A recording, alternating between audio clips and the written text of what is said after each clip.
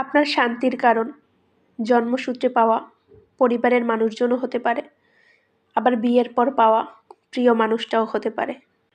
শান্তির জায়গা হতে পারে ঘর বা প্রকৃতি, স্থান বা মানুষ, যাই হোক সবসময় একলা চলরে এই নীতি বিশ্বাস করে নিজের শান্তির খোঁজে নিজেই চলবেন।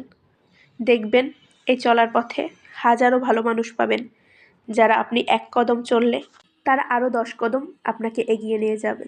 আবার চলার পথে এমন কিছু মানুষ পাবেন, যারা আপনি এক কদম চললে আপনাকে 10 কদম পিছিয়ে দেওয়ার চেষ্টা করবে। যারা আপনাকে এগিয়ে দেওয়ার চেষ্টা করবে তাদেরকে সাথে নিয়ে চলুন, আর যারা আপনার চলার পথে বাধা হয়ে দাঁড়াবে তাদের জন্য পথ ছেড়ে দেবেন না।